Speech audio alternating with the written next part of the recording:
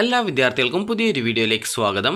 ഈ വർഷത്തെ +1 higher secondary പ്രവേശനത്തിനായിട്ടുള്ള trial allotment പ്രസിദ്ധീകരിച്ചു.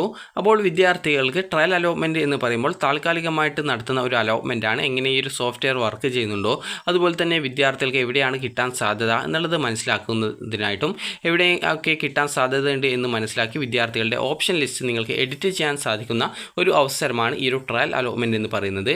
അപ്പോൾ വിദ്യാർത്ഥികളും രക്ഷിതാക്കളും ശ്രദ്ധിക്കേണ്ടത്, വിദ്യാർത്ഥികളുടെ ആപ്ലിക്കേഷൻ എഡിറ്റ് ചെയ്യും മുമ്പായിട്ട് ശ്രദ്ധിക്കേണ്ടത്, ഒരു തവണ നിങ്ങൾ ആപ്ലിക്കേഷൻ കൺഫർമേഷൻ ചെയ്ത് കഴിഞ്ഞാൽ പിന്നീട് നിങ്ങൾക്ക് എഡിറ്റ് ചെയ്യാനായിട്ട് സാധിക്കുന്നതല്ല. അതായത് ഫൈനലായിട്ട് സബ്മിറ്റ് ചെയ്ത് കഴിഞ്ഞാൽ പിന്നീട് നിങ്ങൾക്ക് ആപ്ലിക്കേഷൻ എഡിറ്റ് ചെയ്യാൻ പറ്റത്തില്ല.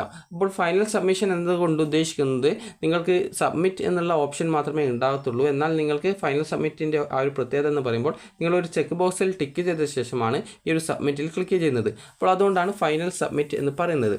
അപ്പോൾ അതുകൊണ്ട് തന്നെ വിദ്യാർത്ഥികൾ ശ്രദ്ധിക്കേണ്ടത്, ഇങ്ങനെ നിങ്ങൾ ഫൈനൽ സബ്മിറ്റ് ചെയ്യും മുമ്പായിട്ട് വിദ്യാർത്ഥികളും രക്ഷിതാക്കളും ശ്രദ്ധിക്കേണ്ടത്, നിങ്ങൾ ഫൈനൽ സബ്മിറ്റ് ചെയ്യും മുമ്പായിട്ട് നിങ്ങൾ ശ്രദ്ധിക്കേണ്ട കാര്യമാണ് നിങ്ങളുടെ അതായത് ആപ്ലിക്കേഷൻ എങ്ങനെ എഡിറ്റ് ചെയ്യാമെന്നുള്ളത് പറഞ്ഞു തരാം. അപ്പോൾ ആദ്യം തന്നെ എങ്ങനെ എഡിറ്റ് ചെയ്യാമെന്ന് പറയാം.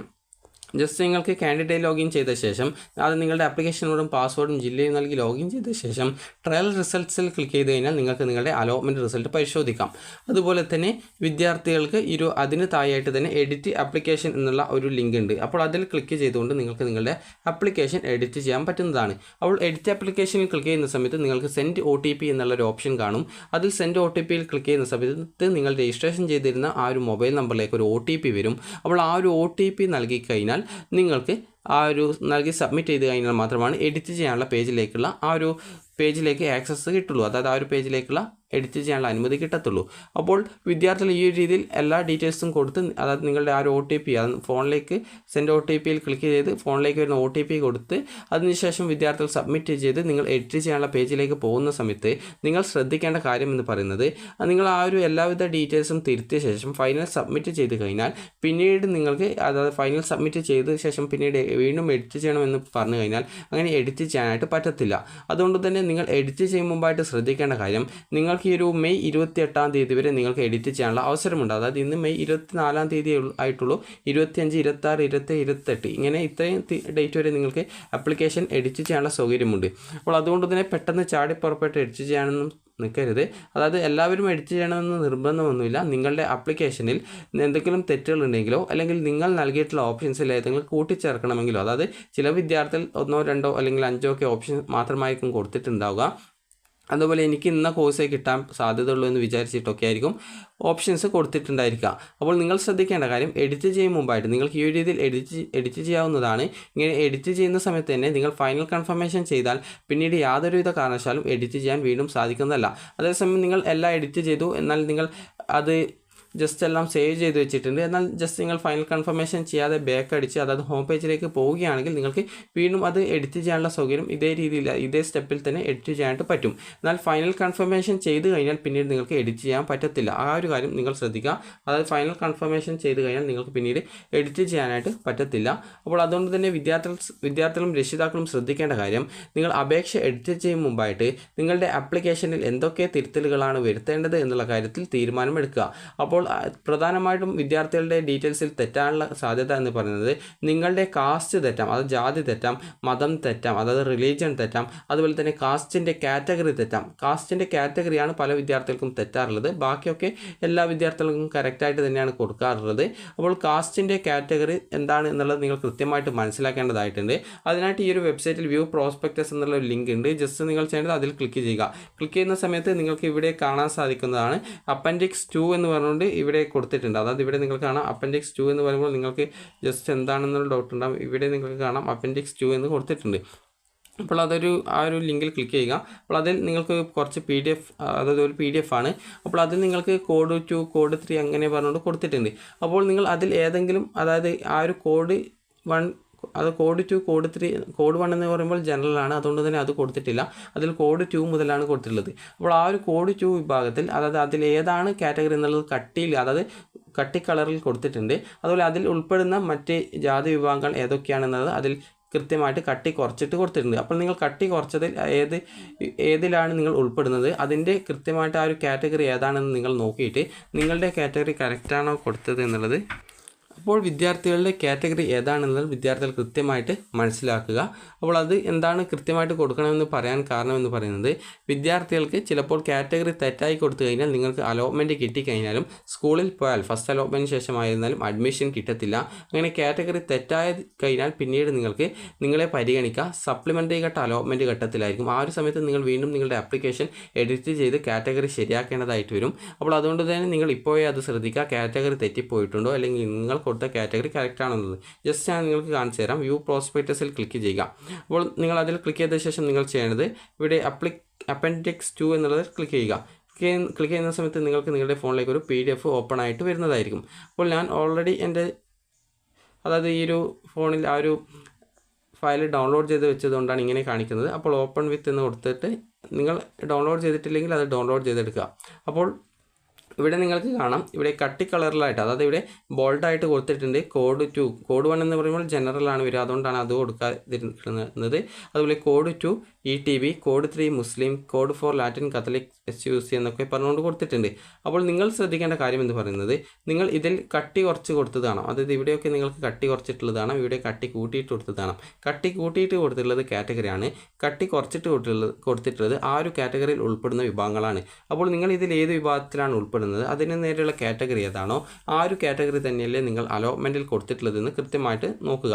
അതുപോലെ തന്നെ ഇവിടെ SC, ഷെഡ്യൂൾഡ് കാസ്റ്റ്, അതുപോലെ ഷെഡ്യൂൾഡ് ട്രൈബ്, ഇതുപോലുള്ള വിവിധ വിഭാഗങ്ങളിൽ വിവിധ ആ ഒരു കാര്യങ്ങൾ, വിവിധ കാസ്റ്റുകൾ ഉൾപ്പെടുന്നുണ്ട്. അപ്പോൾ നിങ്ങൾ കൃത്യമായിട്ട് ഇതിൽ ഏത് കാറ്റഗറിയിലാണ് ഉൾപ്പെടുന്നതെന്ന് കൃത്യമായിട്ട് നിങ്ങൾ മനസ്സിലാക്കുക. അപ്പോൾ ഇത് നിങ്ങളോട് മനസ്സിലാക്കണമെന്ന് പറയുന്നത്, അഥവാ അലോട്ട്മെൻറ്റ് കിട്ടിക്കഴിഞ്ഞാലും നിങ്ങളുടെ കാറ്റഗറി എങ്ങാനും തെറ്റിപ്പോയിട്ടുണ്ടെങ്കിൽ, നിങ്ങൾക്ക് കാറ്റഗറി സീറ്റിലാണ് അലോട്ട്മെൻറ്റ് കിട്ടിയതെങ്കിൽ നിങ്ങൾക്ക് ആ ഒരു സീറ്റ് നഷ്ടപ്പെടാനുള്ള സാധ്യതയുണ്ട്. അപ്പോൾ അതുകൊണ്ടാണ്. അതുപോലെ തന്നെ വിദ്യാർത്ഥികൾ ശ്രദ്ധിക്കേണ്ടത് പിന്നീട് ഓപ്ഷൻസ് ആണ്. ഓപ്ഷൻസ് കൊടുക്കുന്ന സമയത്ത് അതുപോലെ തന്നെ നിങ്ങളുടെ രക്ഷിതാക്കളുടെ പേര്, അതുപോലെ നിങ്ങളുടെ പേര്, അതുപോലെ നിങ്ങളുടെ അഡ്രസ്സ്, അതുപോലുള്ള മറ്റ് ഡീറ്റെയിൽസുകൾ എന്തെങ്കിലും തെറ്റിയിട്ടുണ്ടോ നോക്കുക. അതുപോലെ തന്നെ നിങ്ങളുടെ ഏതെങ്കിലും സർട്ടിഫിക്കറ്റ് ഡീറ്റെയിൽസ് കൊടുത്ത് തെറ്റിപ്പോയിട്ടുണ്ടോ. അതുപോലെ തന്നെ വിദ്യാർത്ഥികൾ ശ്രദ്ധിക്കേണ്ട മറ്റൊരു കാര്യമാണ് EWS സർട്ടിഫിക്കറ്റിൻ്റെ കാര്യം. നിങ്ങൾക്ക് EWS സർട്ടിഫിക്കറ്റ് ഇല്ലെങ്കിൽ നിങ്ങൾ യെസ് ക്ലിക്ക് ചെയ്യരുത്, നോ എന്നാണ് ക്ലിക്കല്ല സെലക്ട് ചെയ്ത് കൊടുക്കേണ്ടത്. അപ്പോൾ അത് ആദ്യത്തെ എഡിറ്റ് ചെയ്യാനുള്ള നിങ്ങളുടെ പേഴ്സണൽ ഡീറ്റെയിൽസിൻ്റെ ഏറ്റവും പേജിൻ്റെ താഴെ സബ്മിറ്റ് ചെയ്യുന്നതിന് മുമ്പായിട്ടുള്ള അവിടെ തന്നെ നോ എന്ന് കൊടുത്തിട്ടുണ്ടോ അല്ലെങ്കിൽ യെസ് എന്നാണോ കൊടുത്തത് നോക്കുക. EWS സർട്ടിഫിക്കറ്റ് ഉണ്ടെങ്കിൽ മാത്രമേ യെസ് എന്ന് കൊടുക്കാവൂ, ഇല്ലെങ്കിൽ നോ എന്ന് മാത്രമേ കൊടുക്കാൻ പാടുള്ളൂ. അതുപോലെ മറ്റെന്തെങ്കിലും ഡീറ്റെയിൽസ് തെറ്റിയിട്ടുണ്ടോ എന്ന് നോക്കുക. അതുപോലെ നിങ്ങളുടെ മാർക്ക് ഡീറ്റെയിൽസ്, അതുപോലെ തന്നെ നിങ്ങളുടെ സർട്ടിഫിക്കറ്റ് ഡീറ്റെയിൽസ്, ക്ലബ് സർട്ടിഫിക്കറ്റിൻ്റെ ഡീറ്റെയിൽസ്, അതുപോലെ ബോണസ് പോയിൻറ്റ് സർട്ടിഫിക്കറ്റിൻ്റെ ഡീറ്റെയിൽസ്, അതുപോലെ തന്നെ ടൈ ബ്രേക്ക് സർട്ടിഫിക്കറ്റിൻ്റെ ഡീറ്റെയിൽസ്, ഇത് എന്തെങ്കിലും തെറ്റിയിട്ടുണ്ടോ എന്ന് നോക്കുക. അതുപോലെ curricular activities, extra curricular activities, ഇതിൻ്റെ എന്തെങ്കിലും തെറ്റിയിട്ടുണ്ടോ. അതുപോലെ റിസർവേഷൻസിൻ്റെ എന്തെങ്കിലും ഡോക്യുമെൻറ്റ്സ് നിങ്ങൾ അപ്ലോഡ് ചെയ്യാൻ വിട്ടുപോയിട്ടുണ്ടെങ്കിൽ അത് അപ്ലോഡ് ചെയ്ത് കൊടുക്കുക. അതുപോലെ എന്തെങ്കിലും എക്സ്ട്രാ സർട്ടിഫിക്കറ്റ് ഒന്നും കയ്യിലില്ലാതെ ഈ ഒരു റിസർവേഷൻ ഡോക്യുമെൻറ്റ്സിൻ്റെ ഇത് കൊടുത്തിട്ടുണ്ടെങ്കിൽ അതുണ്ടെങ്കിൽ അത് തിരുത്തുക. അപ്പോൾ ഈ ഒരു രീതിയിൽ എന്തൊക്കെ തെറ്റുകളും കാര്യങ്ങളൊക്കെ ഉണ്ട് അതൊക്കെ തിരുത്തുക, എന്തൊക്കെ കൂട്ടിച്ചേർക്കണമെന്നുണ്ടെങ്കിൽ അങ്ങനെ ചെയ്യുക. എല്ലാ ഡീറ്റെയിൽസും സത്യസന്ധമായിരിക്കണം, തെറ്റിപ്പോകരുത്. അതായത് വെറുതെ സർട്ടിഫിക്കറ്റും കാര്യങ്ങളൊന്നും ഇല്ലാതെ കൊടുക്കരുത്. കാരണം അലോട്ട്മെൻറ്റ് കിട്ടിക്കഴിഞ്ഞാൽ അതൊക്കെ ആ ഒരു ഡോക്യുമെൻ്റൊക്കെ വെരിഫൈ ചെയ്യും, അതുകൊണ്ടാണ്. അപ്പോൾ എല്ലാ ഡീറ്റെയിൽസും കറക്റ്റായിട്ട് കൊടുത്തു കഴിഞ്ഞാൽ നിങ്ങൾക്ക് ഓപ്ഷൻസിൻ്റെ പേജിലേക്ക് വരും. അപ്പോൾ ഓപ്ഷൻസ് നിങ്ങൾക്ക് കൊടുക്കണമെങ്കിൽ അവിടെ ഓപ്ഷൻസിൻ്റെ സ്ഥാനം, അതുപോലെ തന്നെ സ്കൂളിൻ്റെ കോഡ് കൊടുത്തു കഴിഞ്ഞാൽ നിങ്ങൾക്ക് ആ ഒരു സ്കൂളിലുള്ള കോഴ്സ് ഡീറ്റെയിൽസ് വരും. അത് നിങ്ങൾക്ക് സയൻസ് ആണോ വേണ്ടത് സയൻസ്, കൊമേഴ്സ് ആണോ വേണ്ടത് കൊമേഴ്സ്, അതുപോലെ കമ്പ്യൂട്ടർ സയൻസ് ആണോ വേണ്ടത് കമ്പ്യൂട്ടർ സയൻസ്, ഹ്യൂമാനിറ്റീസ് ആണോ വേണ്ടത് ഹ്യൂമാനിറ്റീസ്, ഇതനുസരിച്ച് നിങ്ങൾക്ക് ഓപ്ഷൻസ് കൊടുക്കാവുന്നതാണ്. അപ്പോൾ ഈ ഒരു നിങ്ങളുടെ താല്പര്യത്തിനനുസരിച്ച് ഓപ്ഷൻ്റെ സ്ഥാനവും അതുപോലെ തന്നെ ഇതൊക്കെ കൃത്യമായിട്ട് കൊടുക്കുക. അതുപോലെ തന്നെ നിങ്ങൾ ശ്രദ്ധിക്കേണ്ട കാര്യം, ഫസ്റ്റ് ഓപ്ഷൻസ് ഒക്കെ ആയിട്ട് പോയിട്ട് ഹ്യൂമാനിറ്റീസ് ഒന്നും കൊടുക്കരുത് എന്ന് പറയാം. കാരണം നിങ്ങൾക്ക് ഹ്യൂമാനിറ്റീസ് ആണ് പഠിക്കാൻ താല്പര്യമുള്ളതെങ്കിൽ അങ്ങനെ കൊടുക്കാവുന്നതാണ്. എന്നാൽ നിങ്ങൾക്ക് മറ്റ് സയൻസ് ഗ്രൂപ്പുകൾ അല്ലെങ്കിൽ മറ്റ് കൊമേഴ്സ് അല്ലെങ്കിൽ ബയോളജി സയൻസ് അല്ലെങ്കിൽ കമ്പ്യൂട്ടർ സയൻസ് ഇവയൊക്കെയാണ് കൊടുക്കാൻ താല്പര്യമുള്ളതെങ്കിൽ ഫസ്റ്റ് ഓപ്ഷൻസ് ആയിട്ട് ആ ഒരു ബയോളജി സയൻസോ കമ്പ്യൂട്ടർ സയൻസോ ഒക്കെ കൊടുക്കുക. അപ്പോൾ ഹ്യൂമാനിറ്റീസ് എന്ന് പറയുന്നത് അത്ര മോശം സബ്ജക്റ്റ് ഒന്നുമല്ല. എന്നാൽ നിങ്ങൾക്ക് ഈ ഒരു +2 ശേഷം നിങ്ങൾക്ക് ചില സമയത്ത് വിദ്യാർത്ഥികൾക്ക് നഴ്സിംഗ്, അതുപോലെ തന്നെ മെഡിക്കൽ ഫീൽഡിലൊക്കെ എഞ്ചിനീയറിംഗ് ഫീൽഡിലൊക്കെ പോകാൻ താല്പര്യമുണ്ടാവും. അപ്പോൾ അതുകൊണ്ടാണ് ബയോളജി സയൻസ് ഒക്കെ ഫസ്റ്റ് ഓപ്ഷനായിട്ട് കൊടുക്കണമെന്ന് പറയുന്നത്. അല്ലാതെ ഹ്യൂമാനിറ്റീസ് ഒരു മോശം സബ്ജക്റ്റ് ആയതുകൊണ്ടൊന്നുമല്ല. അപ്പോൾ വിദ്യാർത്ഥികളിൽ ചിലർക്കെങ്കിലും അങ്ങനെ പറയുന്നത് കൊണ്ട് എന്തുകൊണ്ടാണ് അങ്ങനെ പറയുന്നത് എന്നുള്ള ഡൗട്ട് ഉണ്ടാവും. അപ്പോൾ നിങ്ങൾക്ക് പഠിക്കാൻ താല്പര്യമുള്ളത് എന്താണോ അതനുസരിച്ച് വേണം നിങ്ങൾ ഓപ്ഷൻസ് കൊടുക്കാനായിട്ട്.